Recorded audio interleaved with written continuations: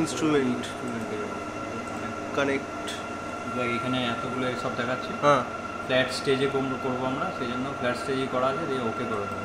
আর কি কি স্টেজ ছিল? এই আরও অনেক স্টেজ আছে, আমরা ফ্ল্যাট স্টেজই করি। তো এখন বাদ দাও।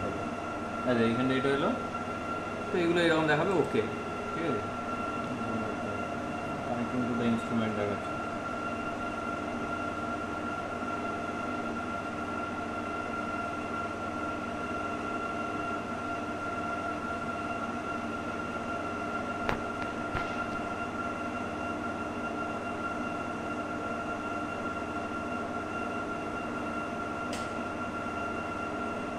দিয়ে এরকম এই উইন্ডোটা চলে এলো, ঠিক আছে।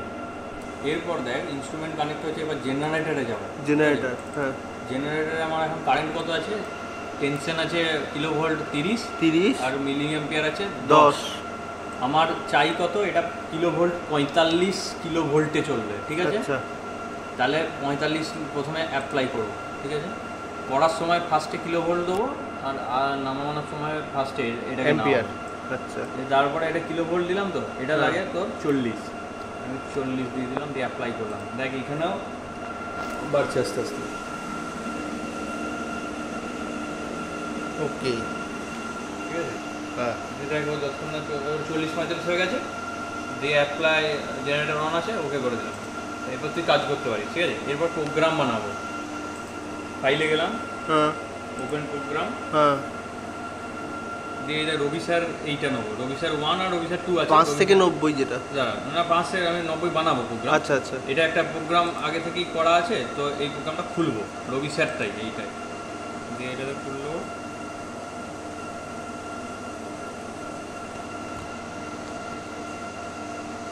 এটা উইন্ডো আসবে একটু পরে,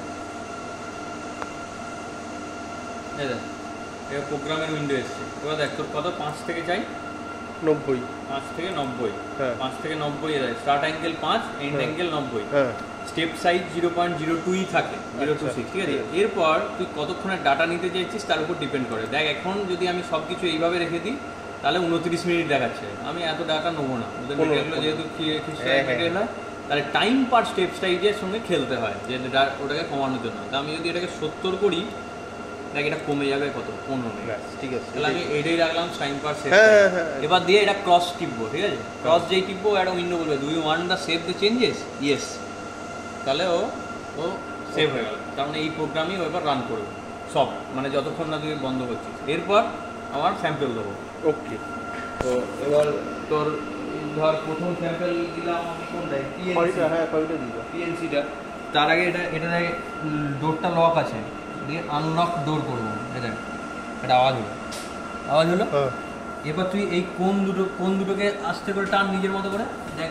হ্যাঁ, তা আকরম না, দেখ এই দিক থেকে প্রেসার দিতে হবে।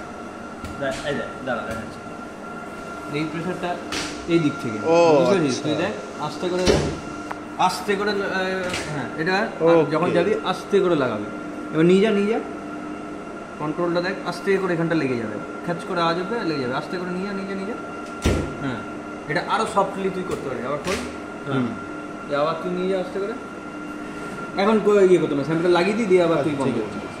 দিয়ে এখানে দেখ, এইটা একটা রেফারেন্স আছে, এইটা রাখা থাকে, এই জায়গাটার উপর রাখা থাকে, ঠিক আছে, এরকম করে।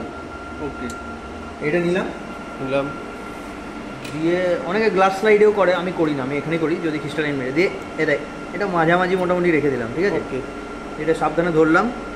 এখানে যেহেতু মেটেরিয়ালটা ডক্কাস করা আছে, এখানে একটা ক্লিপ আছে, ঠিক আছে। তাই এই ক্লিপটাকে টানবো, দিয়ে এইখানটা এটা বসিয়ে দেবো হালকা করে। আচ্ছা, ওইটা বাইরে থাকবে, বাস। এইটা হচ্ছে তোর ইয়েটা, মানে এক্সরেটা, এক্সরে এখান থেকে আসছে, এখানে ডিটেক্টর লাগানো আছে। এখান থেকে এক্সরে পড়বে আর এটা ডিটেক্টর যাবে। এখন ওটা মোটামুটি মানে ধর 0 অ্যাঙ্গেলে আছে। আস্তে আস্তে আমি যেহেতু প্রোগ্রামটা 90 দিয়েছি, ও 90 পর্যন্ত যাবে, আবার 0-তে আসবে, তো আস্তে আস্তে স্ক্যান হবে। এবার আমার